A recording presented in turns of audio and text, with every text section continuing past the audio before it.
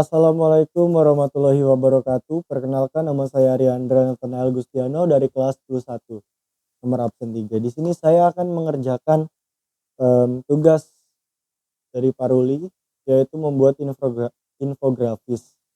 Nah, di sini saya akan menjelaskan infografis tentang penelitian geografi. Nah, pertama-tama kita masuk ke pengertian penelitian geografi terlebih dahulu. Penelitian geografi adalah kegiatan ilmiah untuk memahami fenomena geosfer melalui pendekatan ke ruangan, ekologi, dan kompleks wilayah. Lalu kita masuk ke poin yang kedua, yaitu jenis penelitian geografi. Jenis penelitian geografi ini ada dua jenis. Untuk jenis yang pertama ada berdasarkan tujuan, dan jenis yang kedua ada berdasarkan metode. Kita masuk ke berdasarkan tujuan terlebih dahulu. Berdasarkan tujuan sendiri memiliki 3 cabang. Yang pertama ada eksploratif, yang kedua ada deskriptif, dan yang ketiga ada eksplanatif. Saya akan menjelaskan satu persatu. Apa sih eksploratif itu contohnya? Nah, seperti menggali fenomena baru. Lalu untuk deskriptif sendiri itu adalah menggambarkan sebuah fenomena.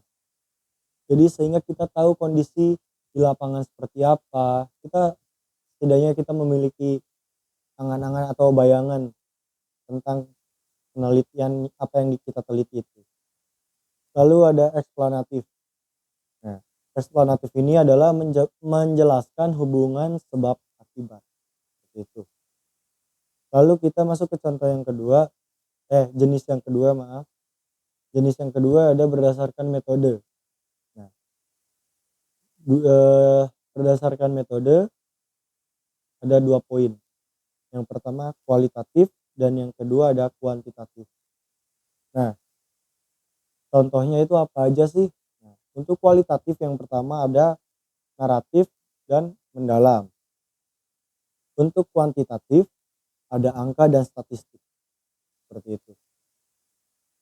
Lalu kita masuk ke poin yang ketiga, yaitu langkah-langkah penelitian.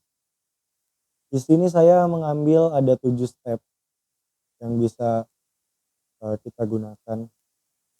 Untuk pertama-tama kita bisa mengidentifikasi dulu masalahnya apa. Setelah kita mengidentifikasi masalah tersebut, baru kita bisa merumuskan masalah itu. Setelah kita melakukan perumusan masalah, kita akan tentukan tujuan penelitiannya apa. Apa yang kita mau menjadikan hasil laporan ini apa, tujuannya itu mau ke bagian mana. Nah, setelah itu baru kita masuk ke kajian teori. Ini tuh menjadi dasar untuk membuat sebuah langkah-langkah penelitian. Lalu setelah membuat kajian teori, kita bisa mengumpulkan data. Nah, data ini kita kalau membuat penelitian tidak mungkin dari satu data saja, pasti kita mencocokkan dengan data-data yang lain supaya valid. Nah, itu nanti masuk ke poin yang keenam, yaitu analisis data.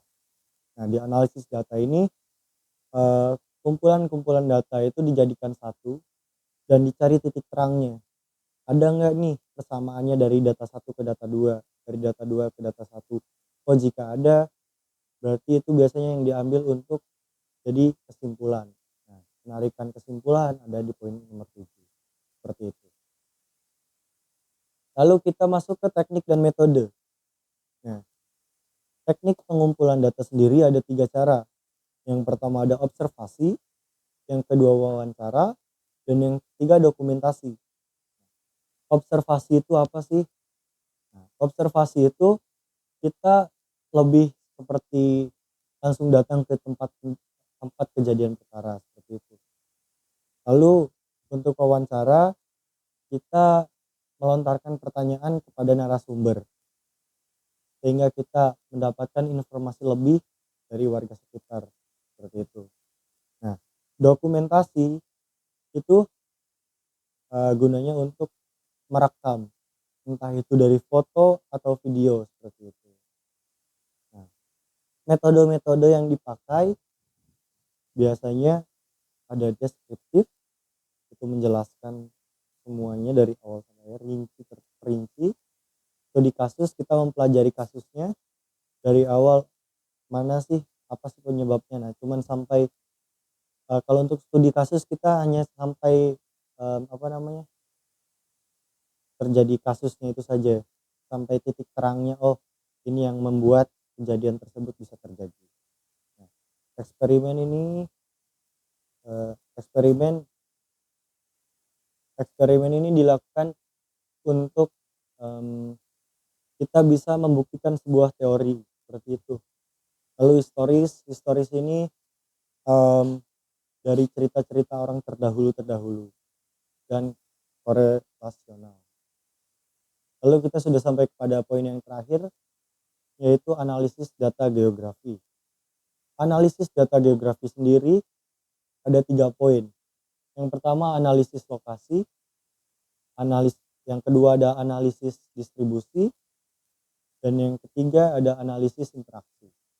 Nah, masing-masing tersebut memiliki contoh. Nah, analisis lokasi ini contohnya seperti apa sih? Nah, contohnya seperti lokasi absolut dan relatif. Untuk analisis distribusi itu adalah pola sebaran. Lalu untuk analisis interaksi itu hubungan antar wilayah. Seperti itu. Sekian presentasi dari saya.